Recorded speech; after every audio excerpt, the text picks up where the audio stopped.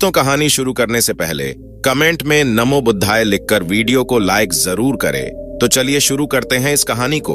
भीड़ भाड़ से अलग होकर जब भी कोई इंसान अपने साथ अकेले में समय बिताता है, तभी उसके दिमाग में नाना प्रकार की चिंताएं जन्म लेने लगती है। मनुष्य की प्रवृत्ति ही ऐसी है कि वो ज्यादातर समय नकारात्मक ही सोचता है। अपने लक्ष्य को कैसे प्राप्त किया जाए, ये सोचने की जगह है। वो ये सोचता है कि अगर लक्ष्य पूरा नहीं हुआ तो मैं क्या करूंगा, और इस प्रकार की नकारात्मक विचारधारा के कारण जीवन परांत डर डर कर जीता रहता है। अगर पूरी बुद्धिमानी और सजगता के साथ इस डर को समझाना जाए तो यही डर इंसान के पतन का कारण बनता है। ऐसा मनुष्य जो खुद पर संजय करता है, खुद पर संदेह करता है, भला वो कैसे सफल हो सकता है। लेकिन बुद्धिमानी से अगर इस डर का उपयोग किया जाए तो यही डर उसकी सबसे बड़ी ताकत बन सकता है। काश केवल एक बार उसने खुद पर विश्वास किया होता तो उसे मालूम होता है कि उसके डर में ही उसकी ताकत का रहस्य छुपा हुआ है। ये कहकर सन्यासी चुप हो गया और चुपचाप अपने कदमों पर ध्यान लगाते हुए जंगली घास पे से आगे बढ़ने लगा। संध्या का समय था। सन्यासी और एक लकड़हारा जंगल में से होकर गांव की तरफ निकल रहे थे। सन्यासी के ये शब्द लकड़हारे को कुछ समझ में नहीं आए। वो सोच रहा था कि डर में ताकत कैसे हो सकती है। डर तो आदमी को कमजोर बनाता है। अपने मन की उत्सुकता को जब वह काबू नहीं कर सका तो उसने सन्यासी से पूछा कि महात्मा ना, आप ये क्या कह रहे हैं कि डर में ताकत होती है? डर तो आदमी को कमजोर बनाता है, उसे तो अपना डर दूर करना चाहिए। करारा अपनी बात पूरी कर पाता उससे पहले ही उसे एक शेर की दहाड़ सुनाई दी। शेर की गर्जन सुनकर लकड़हारे का रोम रोम कांप गया। उसके कान खड़े हो गए। जंगल से आती एक एक आहट उसे साफ सुनाई दे रही थी। उसके कदम वहीं पर जम गए थे। वो भी नहीं पा रहा था। उसे पता था कि थोड़ी सी हरकत उसकी जान जोखिम में डाल सकती है। उसका दिल तो तेजी के साथ धड़क रहा था, लेकिन फिर भी वो अपनी सांसों पर काबू पाने का प्रयास कर रहा था। कुछ देर बाद जब खतरा टल गया तब सन्यासी ने कहना शुरू किया। सन्यासी ने कहा कि अभी जब तुम डरे हुए थे तो तुम्हारे शरीर का रोम रोम जाग गया था। जंगल से आ रही छोटी से छोटी आहट पर भी तुम्हारा ध्यान लगा हुआ था। तो इस प्रकार अपने मन के डर के कारण तुम होश में आ पाए, तुम पूरा ध्यान लगा पाए। इससे पहले जब तक तुम्हें शेर की दहाड़ सुनाई नहीं दी थी तब तक तुम अपने विचारों में खोए हुए थे। लेकिन जैसे ही तुम्हें शेर की दहाड़ सुनाई दी वैसे ही तुम्हारे सारे विचार गायब होकर हम वर्तमान में उपस्थित हो गए थे। यदि तुम्हें अभी शेर से बचकर भागना होता या फिर उससे लड़ना होता तो तुम्हें अपने शरीर की वो क्षमता देखने को मिलती जो आज तक जीवन में तुमने खुद भी महसूस नहीं की होगी। जब कोई कुत्ता तुम्हारे पीछे दौड़ता है उस समय तुम्हारी जो रफ्तार होती है वो तुम्हारी आम जिंदगी से कहीं ज्यादा होती है। साधारण जीवन में तुम इतने तेज नहीं दौड़ पाओगे जितना कि एक कुत्ते के सामने दौड़ पाओगे। ये ताकत या कहें कि हमारे शरीर की क्षमता अभी देखने को मिलती है। जब हमारा मन डर में होता है, किसी डरावनी परिस्थिति में हमारा मस्तिष्क और हमारा शरीर अपने उच्चतम श्रेणी में काम करता है। जो काम तुम आम जिंदगी में नहीं कर पाते वो तुम्हें डरा कर कराया जा सकता है। जहां पर भी तुम्हें डर का एहसास होता है वहीं पर तुम्हारी इंद्रियां पूर्ण रूप से सक्रिय हो जाती हैं। तुम्हारे कानों की सुनने की क्षमता तेज हो जाती है, दृष्टि एकटक हो जाती है, पूरी सजग हो जाती है, सक्रियता बढ़ जाती है। और जैसे जैसे वो डर खत्म होता है वैसे वैसे तुम सुप्त अवस्था में चले जाते हो। तुम सो जाते हो और तुम्हारे इंद्रिय फिर से आराम की स्थिति में चली जाती है। सन्यासी ने लकड़हारे से कहना जारी रखा कि परीक्षा से एक दिन पहले जो याद करने की तुम्हारी गति होती है वो साधारण याद करने की क्षमता से कहीं तेज होती है। सिर्फ एक बार याद किया हुआ तुम्हें परीक्षा के समय याद रह जाता है और तुम जानते हो कि ये सब परीक्षा के डर से ही होता है। इसीलिए डर को दूर करने की जगह इंसान को यह सोचना चाहिए कि वो अपने डर को ताकत कैसे बना सकता है। जिस प्रकार सुख और दुख, प्रकाश और अंधेरा एक ही सिक्के के दो पहलू होते हैं, उसी प्रकार डर और ताकत भी एक ही सिक्के के दो पहलू होते हैं। जिस प्रकार रोशनी के बिना अंधेरा पूर्ण नहीं होता, सुख के बिना दुख पूर्ण नहीं होता, उसी प्रकार डर के बिना ताकत का भी कोई महत्व नहीं है। लकड़हारा सन्यासी के ज्ञान से बहुत प्रभावित हुआ। उनके चरणों में नतमस्तक हो गया और उनसे पूछा कि महात्मा, अंधेरे को तो दिया जलाकर रोशनी से भरा जा सकता है, लेकिन अपने डर को ताकत में कैसे बदले? इसके लिए कोई उपाय बताएं। इस पर सन्यासी ने कहा कि डर दो प्रकार के होते हैं। सबसे पहला मानसिक डर और दूसरा शारीरिक डर। सन्यासी ने लकड़हारे को समझाते हुए कहना शुरू किया कि मान लो तुम्हें जंगल से होकर गुजरना है और अचानक तुम पाते हो कि तुम्हारे मन में शेर का ख्याल आ गया। अभी तक प्रत्यक्ष रूप में शेर तुम्हारे सामने नहीं आया है ना, उसकी दाढ़ सुनाई दिए, मतलब दूर दूर तक कोई अंदेशा नहीं है कि जंगल में शेर मौजूद है, लेकिन शेर का ख्याल आने से तुम्हारे मन में एक डर पनप गया। अब तुम्हारा उठने वाला एक एक कदम उसी डर से अभिभूत होगा। हर समय तुम्हारे मन में यही ख्याल चलेगा कि कहीं शेर ना जाए। ये शेर वर्तमान में तुम्हारे सामने नहीं है, ये तुम्हारी बहुविषयक की कल्पना है। इसी प्रकार जो मनुष्य अतीत और भविष्य की चिंताओं में डूबा रहता है, वो मानसिक डर का शिकार होता चला जाता है। इसी विडंबना के कारण वो अपने जीवन में जीतने भी निर्णय लेता है। वो सारे मानसिक डर से ग्रसित होते हैं। इसीलिए ज्यादातर मनुष्य पूर्ण रूप से अपने निर्णय पर भरोसा नहीं कर पाते हैं, और यही निर्णय या फिर फैसले जो आधे मन से लिए जाते हैं, मनुष्य के कार्य को पूरा नहीं होने देते। लेकिन यह भी सत्य है कि मानसिक डर के कारण ही इंसान अपनी तैयारी पूरी करता है। अगर तुम्हारे मन में शेर का ख्याल नहीं आएगा तो तुम शेर से सुरक्षा के लिए कोई भी कदम नहीं उठाओगे, लेकिन अगर तुम्हें शेर का ख्याल आ गया तो तुम उससे सुरक्षा के लिए कोई ना कोई तरीका जरूर अपनाओगे।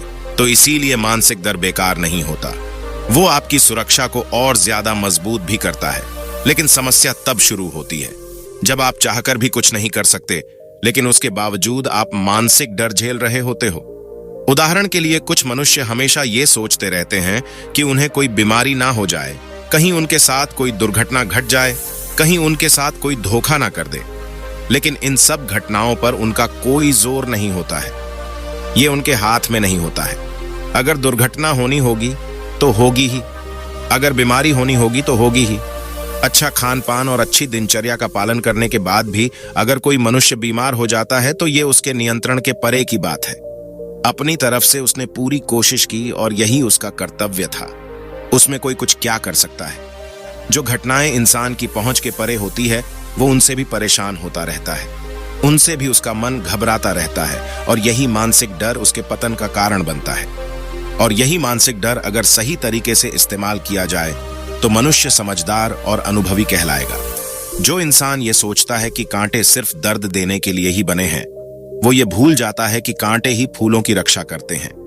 इसी प्रकार एक ज्ञानी मनुष्य किसी भी चीज का उपयोग अपने सकारात्मक तरीके से कर सकता है, लेकिन एक अज्ञानी मनुष्य है अपनी अज्ञानतावश उन चीजों को भी छोड़ देता है जो उसके लिए उपयोगी होती है। विवेकशील मनुष्य फेंके गए पत्थरों का भी महल खड़ा कर लेता है, लेकिन एक वैज्ञानिक मनुष्य उन पत्थरों को दूसरों पर फेंकता रहता है। अगर किसी मनुष्य को अपने मानसिक डर को ताकत में बदलना है तो उसके कुछ नियम हैं, कुछ उपाय है।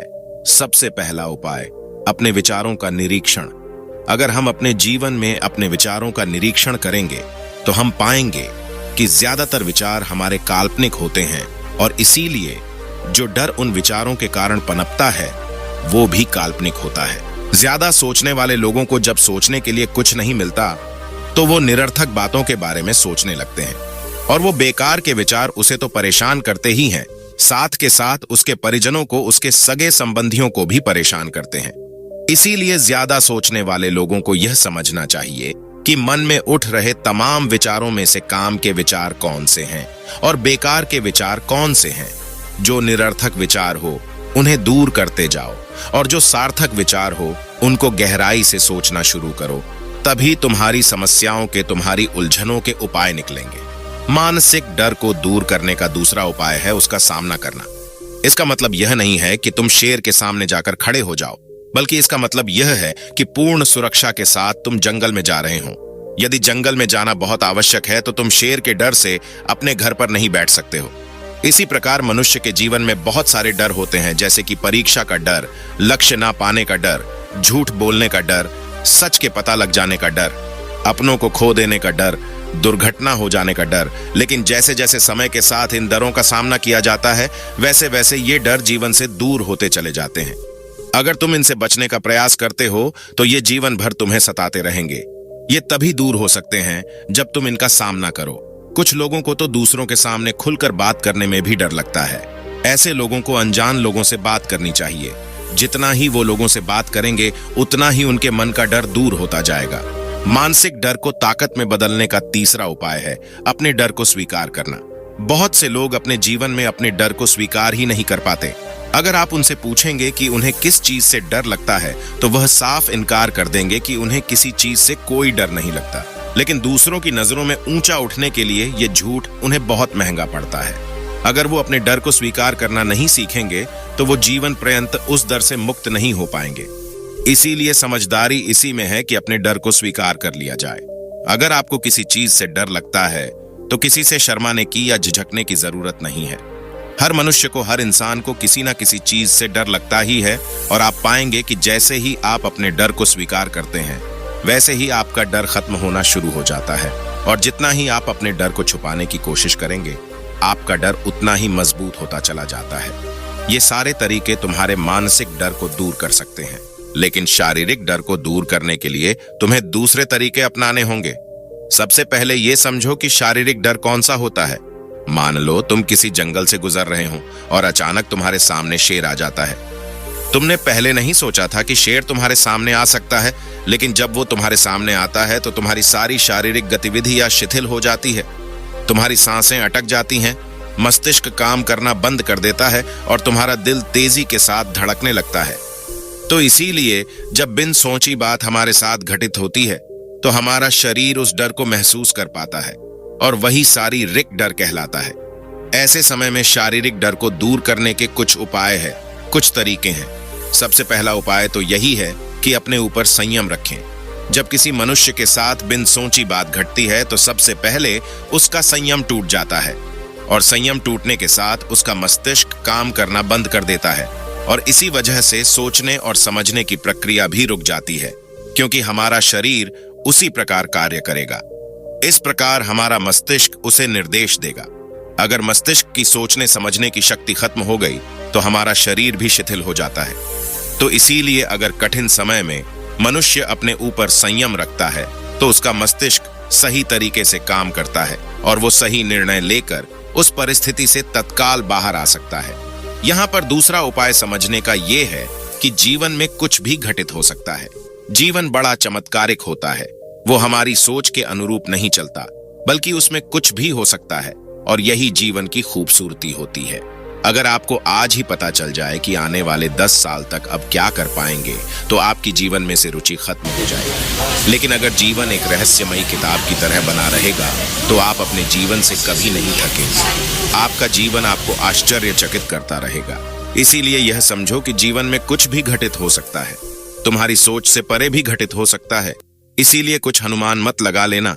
किसी सोच को लेकर सन्यासी ने अपनी बात खत्म करते हुए कहा कि इन तरीकों से तुम अपने मानसिक और शारीरिक डर को दूर कर सकते हो और आनंद से भरा हुआ जीवन जी सकते हो। तो दोस्तों, कैसी लगी ये कहानी आपको कमेंट सेक्शन में जरूर बताना, और अच्छी लगी हो तो इस चैनल को सब्सक्राइब करके नोटिफिकेशन बेल को जरूर प्रेस कर देना। तो मिलते हैं अगली कहानी में, तब तक के लिए